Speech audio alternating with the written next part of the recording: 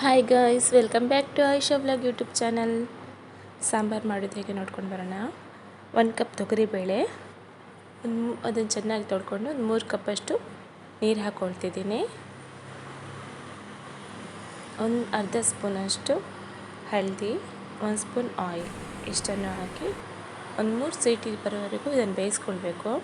ಈಗ ಇದಕ್ಕೆ 1 ಸ್ಪೂನ್ ಜೀರಿಗೆ, ಕೊತ್ತಂಬರಿ, ತೊಗರಿಬೇಳೆ, ಅಕ್ಕಿ, ಒಣಮೆಣಸು, ಕಾಳುಮೆಣಸು, ಒಂದು ಚಕ್ಕೆ,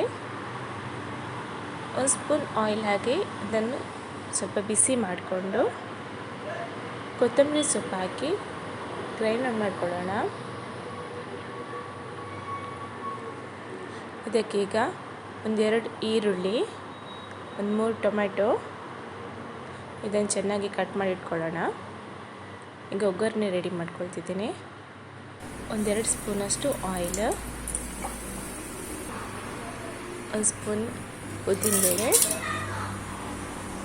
1-2 ಬೆಳ್ಳುಳ್ಳಿ ಹೆಸರು, ಸಾಸಿವೆ, 1 ಕರಿಮೆಣಸು. ಇದಕ್ಕೀಗ ಕಟ್ ಮಾಡಿ ಇಟ್ಕೊಂಡಿರೋಂಥ ಈರುಳ್ಳಿ ಹಾಕಿ ಫ್ರೈ ಮಾಡ್ಕೊಳ್ಬೇಕು. ಈರುಳ್ಳಿ ಸ್ವಲ್ಪ ಕೆಂಪು ಬಣ್ಣ ಬರೋವರೆಗೂ ಫ್ರೈ ಮಾಡ್ಕೊಳ್ಳೋಣ. ಇದಕ್ಕೀಗ ಟೊಮ್ಯಾಟೊ, 1 ಸ್ಪೂನ್ ಉಪ್ಪು, ಒಂದು ಸ್ವಲ್ಪ ಹಳದಿ ಹಾಕಿ ಇದನ್ನು 10-15 ಮಿನಿಟ್ಸ್ವರೆಗೂ ಚೆನ್ನಾಗಿ ಬೇಯಿಸ್ಕೊಳ್ಳೋಣ.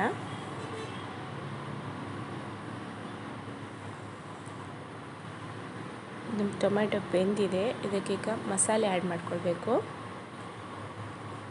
ಒಂದು ಅರ್ಧ ಸ್ಪೂನ್ ಶುಂಠಿ ಬೆಳ್ಳುಳ್ಳಿ ಪೇಸ್ಟ್, ರುಬ್ಬಿಟ್ಕೊಂಡಿರುವಂಥ ಮಸಾಲೆ, ಇದಕ್ಕೆ ಸ್ವಲ್ಪ ನೀರು ಹಾಕಿ ಇದನ್ನು ಚೆನ್ನಾಗಿ ಬೇಯಿಸ್ಕೊಳ್ಬೇಕು. 5 ಮಿನಿಟ್ಸ್ ಆದರೂ ಇದನ್ನು ಚೆನ್ನಾಗಿ ಬೇಯಿಸ್ಕೊಳ್ಬೇಕು. ಆಮೇಲೆ ನಮಗೆ ಎಷ್ಟು ಬೇಕು ಅಷ್ಟು ನೀರು ಸ್ವಲ್ಪ ಆ್ಯಡ್ ಮಾಡಿ ಇದನ್ನು ಚೆನ್ನಾಗಿ ಕುದಿ ಬರಲಿಕ್ಕೆ ಬಿಡೋಣ.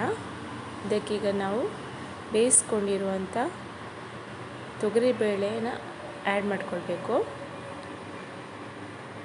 ಇದನ್ನು ಸ್ವಲ್ಪ ನೀರು ಹಾಕಿ ಚೆನ್ನಾಗಿ ಕುದಿಸಬೇಕು. ಇದನ್ನು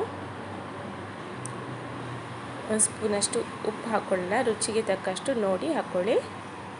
ಮತ್ತು ಹುಳಿ ಮತ್ತು ಬೆಲ್ಲದ್ದು ನೀರು ನಾನು ನೆನೆಸ್ಕೊಂಡಿಟ್ಟಿದ್ದೀನಿ. ಇದನ್ನು ಹಾಕಿ ಚೆನ್ನಾಗಿ ಕುದಿಸಿ ಇದರ ಮೇಲೆ ಕೊತ್ತಂಬರಿ ಸೊಪ್ಪು ಹಾಕಿ ಚೆನ್ನಾಗಿ ಕುದಿಸಿದರೆ ತುಂಬ ಟೇಸ್ಟಿಯಾಗಿರೋ ಅನ್ನ ಜೊತೆ ತಿಂಡಿ ಜೊತೆ ಎಲ್ಲಕ್ಕೂ ಮ್ಯಾಚ್